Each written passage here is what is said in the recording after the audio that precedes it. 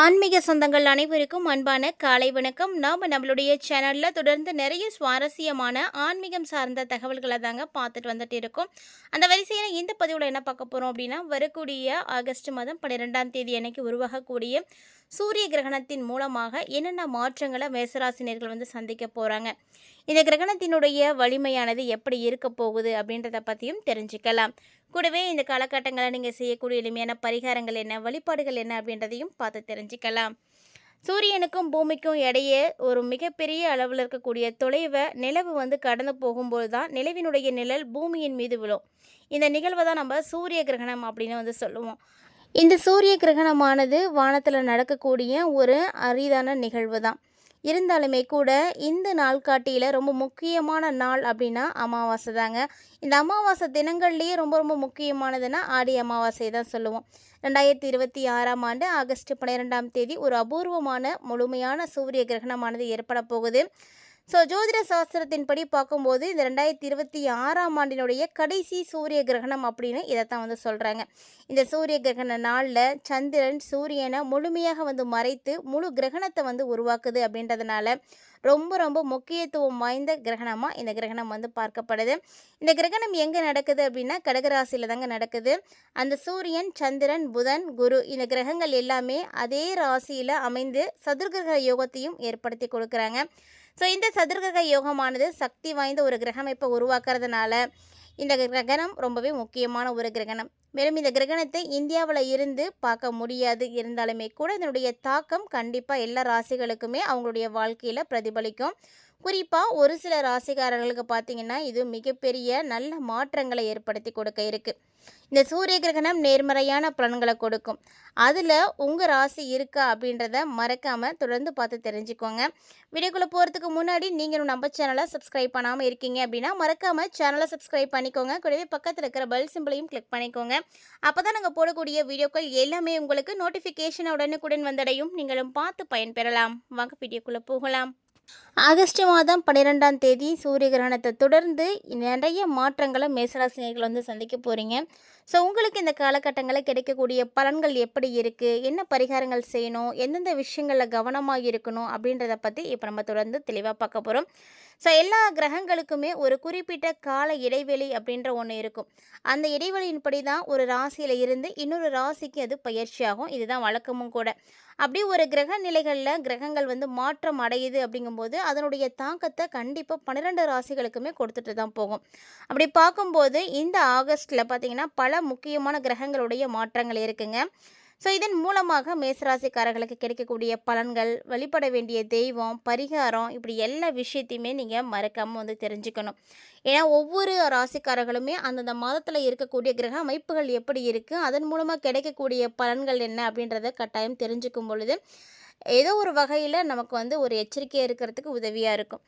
வரக்கூடிய நாட்களில் மேசராசி என்பர்களுக்கு கிரகண காலங்களில் நிறைய விஷயங்கள் உங்களுக்கு சாதகமாக நடக்க போகுது. கிட்டத்தட்ட பார்த்திங்கன்னா சனி வக்ரமாகி இருக்கார் இந்த டைமில். அதாவது 7.5 சனி உங்களுக்கு நடந்துகிட்டு இருக்குது. அது எல்லாருக்கும் தெரியும்.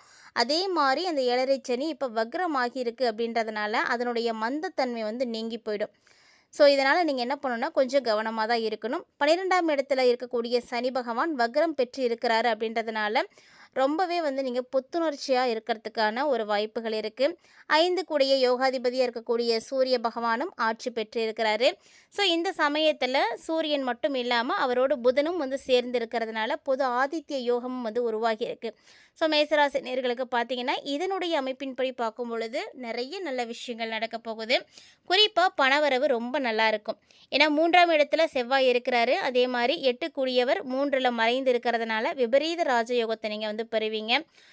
எந்த ஒரு சிகிச்சையும் இல்லாமல், எந்த ஒரு மெடிசன் செலவும் இல்லாமல் ஈஸியாக ரொம்ப நாளாக குழந்தை இல்லாதவங்களுக்கு, மேசராசி நேயர்களுக்கு நிறைய பேருக்கு அதுக்கான சான்ஸ் இப்போ இருக்குது. குழந்தை பாக்கியம் கிடைக்கும். அதே மாதிரி சொத்து சம்மந்தப்பட்ட விஷயங்களில் உங்களுக்கு எதுவும் பிரச்சனைகள் இருக்குது, உங்களுடைய பூர்வீக சொத்துக்கள் கிடைக்காம இருக்குது, இல்லை பாகப்பிரிவினைகளில் சண்டை சச்சரவுகள் நடந்துகிட்டு இருக்குது அப்படின்னா இந்த மாதிரி சொத்து சார்ந்த பிரச்சனைகள் எது இருந்தாலும் எல்லாம் சரியாக போயிடுங்க.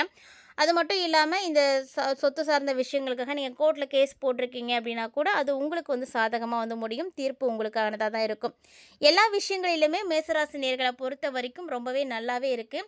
இது எல்லாமே பார்த்திங்கன்னா, இந்த கிரகணத்திற்கு பிறகு அமாவாசைக்கு அப்புறமா நிச்சயமா வந்து நடக்க ஆரம்பிச்சிடும். ஸோ எல்லா வகையிலயுமே நீங்கள் நல்லா தான் இருக்க போகிறீங்க. பணவரவும் ரொம்பவே நல்லா இருக்குங்க.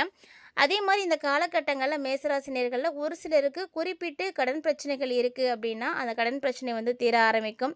நகை, பத்திரம் இது போன்றவற்றையெல்லாம் நீங்க அடகு வச்சிருக்கீங்க அப்படின்னா, அதெல்லாம் வந்து மீட்கறதுக்கான அமைப்புகள் இருக்கு. மேலும் பூமி சம்மந்தப்பட்ட விஷயங்கள்லயும் உங்களுக்கு நல்ல ஒரு ஏற்றம் இருக்கும். ஒரு இடம் வாங்கணும் அப்படின்னாலும் சரி, இல்ல காட்ல எதுவும் வேலை செய்யணும் அப்படின்னாலும் சரி, எந்த ஒரு அமைப்பா இருந்தாலுமே இந்த காலகட்டங்களுக்கு நல்லா இருக்கு. வீடு வாங்கணும்னு நினைக்கிறவங்களும் தாராளமா வந்து முயற்சி பண்ணலாம். அதே மாரி வீட்ல எதுவும் பிரச்சனைகள் இருக்கு அப்படின்னாலும், அது சார்ந்த பிரச்சனைகளும் சரியா போகுங்க. தினந்தோறுமுமே நீங்க காலையில எழுந்த உடனே சூரிய பகவான வந்து வழிபாடு செய்யறது உங்களுக்கு நல்ல ஒரு ஏற்றத்த கொடுக்கும். காலைல எழுந்த உடனே இத வந்து செய்து பாருங்க. இந்த விஷயத்த நீங்க தொடர்ந்து செய்யும் பொழுது நெறைய வெற்றிகளானது கிடைக்கும். அதேபோல இந்த காலகட்டங்கள்ல சுக்கிர பகவான் 2ஆம் தேதி அன்னைக்கு நீச்சம் பெறாரு. ஸோ பண விஷயத்துல மட்டும் கவனமா இருந்துக்கோங்க. அதே மாரி இந்த காலகட்டங்கள்ல லக்ஷ்மி குபேர யாகம் வந்து நீங்க செய்தீங்க அப்படின்னா, உங்களுக்கு நல்ல ஒரு பண வரவு கிடைக்கும். ஸோ அதுக்கான வாய்ப்புகள் யாரெல்லாம் வந்து இருக்கோ, அவங்களாம் வந்து முயற்சி பண்ணிக்கோங்க. பண வரவுல எதுவும் தடைகள் இருக்குது அப்படின்னா கூட இந்த லக்ஷ்மி குபேர யோகம் வந்து செய்யுங்க. ரொம்ப நல்ல விஷயம். ஸோ இது யாகமா நீங்க செய்தாலும் சரி, இல்ல வீட்ல லக்ஷ்மி குபேர பூஜை வந்து செய்துக்கிட்டாலும் சரி, நல்ல ஒரு விஷயம் தான் நடக்கும். ஸோ அதே மாரி செய்யக்கூடாத விஷயங்கள் என்னென்ன இந்த காலகட்டங்கள்ல அப்படின்னா, மேசராசி நேயர்களுக்கு 7:30 சனியானது நடந்துட்டுருக்கு அப்படின்றதுனால, புதுசா எந்த ஒரு தொழிலையும் தொடங்க வேண்டாம். புதுசா ஒரு கடை திறக்கிறதா இருக்கட்டும், இல்ல ஏதாவது ஒரு பிஸ்னஸ் ஸ்டார்ட் பண்ணுறதா இருக்கட்டும், இதை வந்து செய்யாதீங்க. அதேமாரி கார் வாங்குறது, பெருசா எதுலேயும் போய் இன்வெஸ்ட் பண்ணுறது, இந்த மாதிரியான விஷயங்கள் எல்லாத்தையும் வந்து தவிர்த்துக்கோங்க. பெரிய தொகையை எதுலேயும் போய் இன்வெஸ்ட் பண்ண வேணாம். ஒரு வேளை அப்படி நீங்கள் பண்ணீங்கன்னா, அதுலேருந்து நீங்கள் மீண்டு வர்றது ரொம்ப கஷ்டமாக இருக்கும். அதே போல் இந்த காலகட்டங்களில் மனைவியினுடைய உறவினர்களுக்கு, சொந்தக்காரங்களுக்கெல்லாம் பார்த்தீங்கன்னா, நீங்கள் எதுவும் கொடுக்கல் வாங்கல் வந்து செய்ய வேண்டாம். அதுலேயும் வந்து ஈடுபடாமல் இருந்துக்கோங்க. தேவையில்லாமல் மன வருத்தங்கள் இந்த விஷயங்கள்லாம் ஏற்பட்டுடும். அதேமாதிரி கொடுக்கல் வாங்கல் அப்படின்னு பார்க்கும் பொழுது, அது மட்டும் இல்லாமல் யாருக்கும் எந்த ஒரு சூழ்நிலையிலும் ஜாமீனும் வந்து போட வேண்டாம். இந்த மாதிரி முக்கியமான விஷயங்களை எல்லாம் மேசராசி அன்பர்கள் இந்த கிரகண நாட்களில் வந்து தவிர்த்தாகணும். ஸோ கண்டிப்பாக இந்த ஆகஸ்ட்டில் வந்து இந்த விஷயத்தெல்லாம் நீங்கள் தவிர்த்துட்டீங்க அப்படின்னா ரொம்பவே வந்து நல்ல விஷயங்கள் நடக்கும். அதே மாதிரி இந்த காலகட்டங்களில் நீங்கள் என்ன ஒரு பரிகாரம் செய்யலாம் அப்படின்னு பார்த்தீங்கன்னா, சனீஸ்வர பகவானை வந்து நீங்கள் தினந்தோறும் வந்து வழிபாடுகள் வந்து செய்யுங்க. சனிக்கிழமை காகத்துக்கு வந்து சாதம் வைக்கிறது ஒரு நல்ல பலன்களை கொடுக்கும். அதே மாதிரி ஐயப்பன், ஆஞ்சநேயர் இந்த மாதிரியான தெய்வங்களை நீங்கள் தொடர்ந்து வழிபாடுகள் செய்யலாம். இவங்களெல்லாம் நீங்கள் வழிபாடுகள் செய்யும் பொழுது உங்களுக்கு எல்லா வகையிலையுமே நல்ல முன்னேற்றங்கள் கண்டிப்பாக வந்து கிடைக்கும். அதே மாதிரி குரு பகவான் பார்த்தீங்கன்னா 4வது இடத்துல உங்களுக்கு இருக்கார். ஸோ உத்தியோகத்தில் இருக்கக்கூடியவர்களுக்கு இந்த காலகட்டங்களில் நிச்சயமாக வந்து ப்ரொமோஷன் கிடைக்கிறதுக்கு வாய்ப்பு இருக்குது. அதே மாதிரி வரக்கூடிய இந்த காலகட்டங்களில் ஆடி பூரம் அம்பாள் வழிபாடு வந்து செய்யுங்க. அது உங்களுக்கு ரொம்ப நல்ல விஷயம். ஸோ அம்பாளுக்கு வந்து வளையல் வாங்கி கொடுக்கறதா இருக்கட்டும், அவங்களுக்கு அலங்கார பொருட்கள் எதுவும் வாங்கி கொடுக்கறது, உங்களுடைய கைகளால் நீங்கள் செய்கிறது ரொம்ப நல்ல விஷயம். மறக்காமல் அதையும் வந்து முயற்சி பண்ணுங்கள். அதே மாதிரி ராகு பகவான் 11வது இடத்துல இருக்கிறாரு. ஸோ லாபங்கள் கண்டிப்பாக இருக்குது.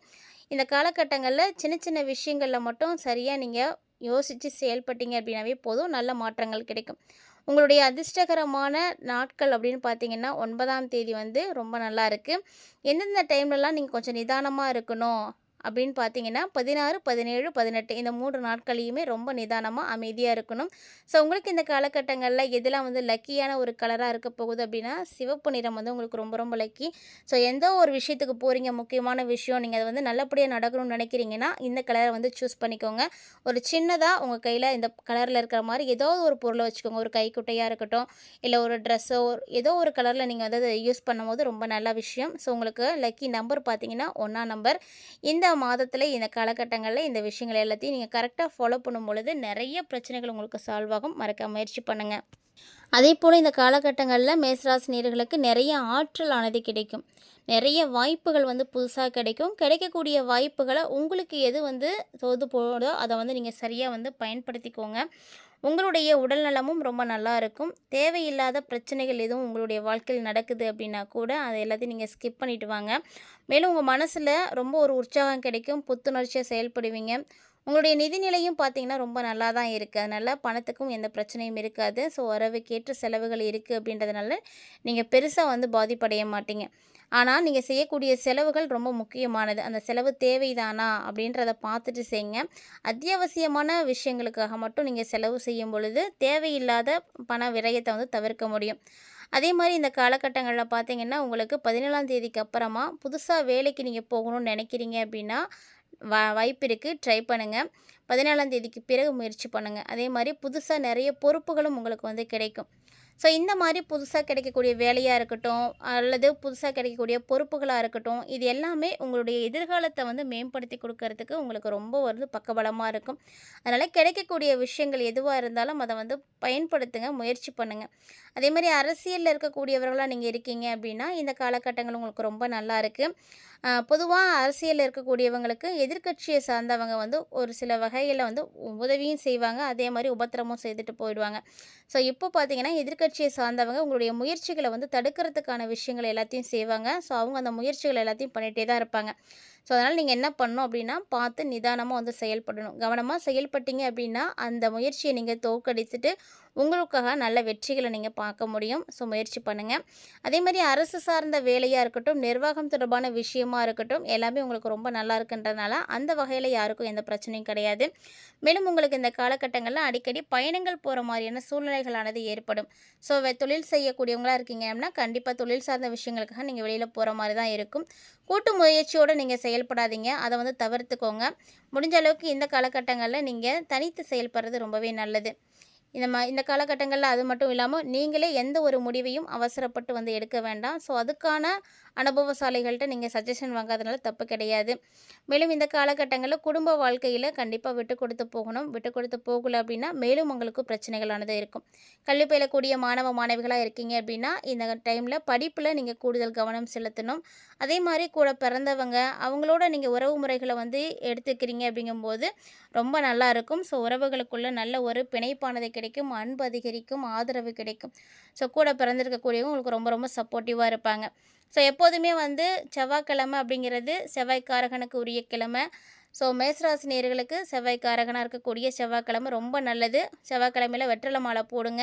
ஸோ இது மாதிரி நீங்கள் செய்கிறது இன்னும் நல்ல விஷயங்களை கொடுக்கும். இது என்ன பண்ணுன்னா உங்களுக்கு ஏழரை சனியில் இருந்து ஒரு முழுமையான நிவாரணத்தை கொடுக்கும். ஏழரை சனியால் பாதிப்படைஞ்சிருக்கக்கூடிய மேசராசி நேயர்கள் இந்த ஒரு விஷயத்தை ஃபாலோ பண்ணுங்கள். இந்த பதிவில் மேசராசி என்பர்களுக்கு கிரகணத்துக்கு பிறகு ஏற்படக்கூடிய நிறைய மாற்றங்களை பற்றி தெளிவாக பார்த்து தெரிஞ்சிட்டு இருப்பீங்கன்னு நினைக்கிறேன். வீடியோ உங்களுக்கு பிடிச்சிருந்ததுனா லைக் பண்ணி ஷேர் பண்ணுங்கள், மறக்காமல் கமெண்ட் பண்ணுங்கள். இது மட்டும் இல்லாமல் இது மாதிரி இன்னும் நிறைய இன்ட்ரெஸ்டிங்கான தகவல்களை எல்லாம் நீங்கள் தொடர்ந்து பார்த்து தெரிஞ்சுக்கணும் அப்படின்னு நினைக்கிறீங்கன்னா மறக்காமல் நம்ம சேனலை சப்ஸ்கிரைப் பண்ணிட்டு ஃபாலோ பண்ணிக்கோங்க. கூடவே ஆன்மீக ரீதியாக கொடுக்கப்படக்கூடிய எளிமையான பரிகாரங்களாக இருக்கட்டும், வழிபாடுகளாக இருக்கட்டும் தொடர்ந்து செய்யுங்க. நம்பிக்கையோடு செய்யும் பொழுது கண்டிப்பாக அதுவும் ஒரு நல்ல மாற்றத்தை கொடுக்கும். முயற்சி பண்ணுங்கள். எந்த ஒரு விஷயத்தையுமே வந்து தவறாக நினைத்து அதை வந்து ஸ்கிப் பண்ண வேண்டாம். தொடர்ந்து முயற்சி பண்ணும் பொழுது நல்ல மாற்றம் கிடைக்கும். கிடைக்கிறது வந்து தாமதமானாலுமே வந்து கிடைக்க வேண்டியது கண்டிப்பாக எல்லாரிடம் கிடைத்து சேரும் அப்படின்ற மாதிரி கண்டிப்பாக நடக்கும். முயற்சி பண்ணுங்கள்.